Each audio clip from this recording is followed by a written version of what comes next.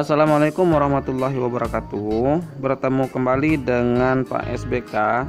Di video kali ini Pak SBK punya pengumuman yang penting sangat untuk teman-teman saksikan. Di akunnya ASN Kini Beda sudah diupload mengenai briefing persiapan kelulusan CPNS tahun 2019. Videonya panjang banget, durasinya sekitar 1 jam 30 menit. Nah, di sini Pak SBK akan meringkas apa saja informasi penting yang harus kalian ketahui tanpa harus menonton video di ASN Kini Beda semuanya. Yang pertama itu ada jadwal pengumuman hasil integrasi SKD dan SKB. Nah, kalau jadwal pengumumannya ini tidak ada perubahan ya teman-teman, yaitu masih tanggal 30 Oktober. Yang berubah itu perasaan kita, yang biasanya sehari kita sebentar, sekarang nunggu sampai tanggal 30 kayaknya lama banget. Poin yang kedua yaitu pengisian formasi kosong. Nah, untuk pengisian formasi kosong ini sendiri terbagi menjadi dua. Yang A-nya instansi pusat. Pada instansi pusat, formasi kosong dapat diisi oleh peserta yang melamar pada jenis formasi lainnya dengan jabatan kualifikasi pendidikan dan unit penempatan lokasi formasi yang sama serta memenuhi nilai ambang batas SKD, formasi umum dan berperingkat terbaik. Jadi syaratnya hanya dua nih teman-teman. Yang pertama lulus passing grade SKD, yang kedua nilai terbaik. Kemudian yang B, instansi daerah. Untuk instansi daerah, formasi kosong dapat diisi dari peserta yang melamar pada jabatan dan kualifikasi pendidikan yang sama dari unit penempatan lokasi formasi yang berbeda serta memenuhi nilai ambang batas passing grade, formasi umum dan peringkat terbaik. Sebagai contohnya, silakan teman-teman perhatikan tabel ini. Di sini ada SMP 1, SMP 2, SMP 7, SMP 89 dan SMP 115.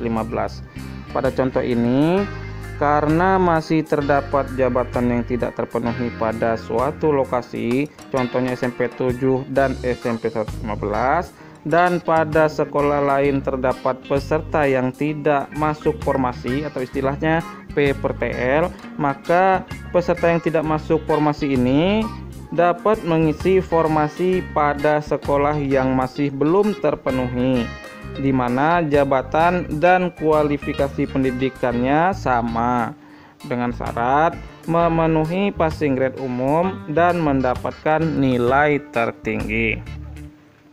Jadi kalau berdasarkan tabel ini, peserta yang tidak lulus SKB di SMP 1 nomor urut 02, SMP 2 nomor urut 011, SMP 89 nomor urut 022 dan 023 dapat mengisi formasi di SMP 7 dan SMP 115. Nah, ada pertanyaan, siapa yang menentukan penempatan formasi kosong ini? Jawabannya dilakukan secara acak oleh sistem komputer BKN. Poin berikutnya adalah penentuan kelulusan.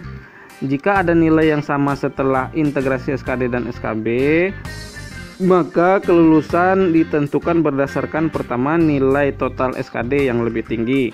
Jika masih sama, ditentukan berdasarkan TKP, TIU, dan TWK yang tertinggi. Jika masih sama lagi, diurutkan IPK tertinggi bagi S1 dan atau nilai rata-rata ijazah tertinggi bagi lulusan SMA sederajat. Jika masih sama juga, baru diambil patokan usia. Jadi usia siapa di antara 3 orang misalnya yang sama, atau 2 orang misalnya yang sama, usia siapa yang paling tua. Jadi yang tua yang diuntungkan. Berikutnya yaitu tentang sertifikat pendidik. Ini khusus bagi guru ya teman-teman.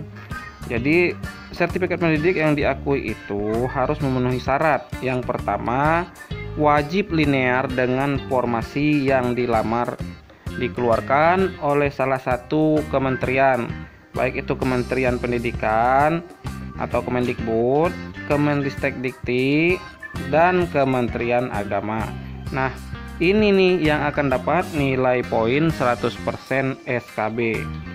bukan cuma itu ya, tapi ada juga syarat yang lain, yaitu harus sudah mengupload ketika mendaftar pertama di portal SSCN.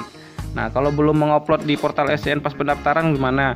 Ya nggak dapat nilai 100% SKB. Kemudian satu lagi, validitas dan linearitas disesuaikan Permendikbud nomor 16 tahun 2019. Poin terakhir yaitu pemberkasan dan penetapan NIP. Nah, kalau sesuai jadwal itu pemberkasan dan penetapan NIP ditetapkan dari tanggal 1 sampai tanggal 30 November. Nah, ini nanti pemberkasannya dilakukan secara online ya teman-teman. Kita nanti disuruh mengupload ke portal SSCN lagi, dimana tempat kita mendaftar pertama dulu. Setelah semuanya ini selesai dan kita dinyatakan lulus menjadi CPNS setelah mendapatkan NIP, baru 1 Desember 2020 kita dapat TMT CPNS tahun 2019. Oke teman-teman, sampai di sini dulu informasi pengumuman CPNS dari Pak SBK. Mudah-mudahan bermanfaat dan kita semua yang ikut CPNS yang telah menyelesaikan SKD dan SKB kemudian nanti dimudahkan oleh Allah untuk pemberkasan dan diberikan Allah kelulusan sehingga kita bisa diangkat menjadi CPNS. Demikian akhir kata Pak SBK ucapkan. Wassalamualaikum warahmatullahi wabarakatuh.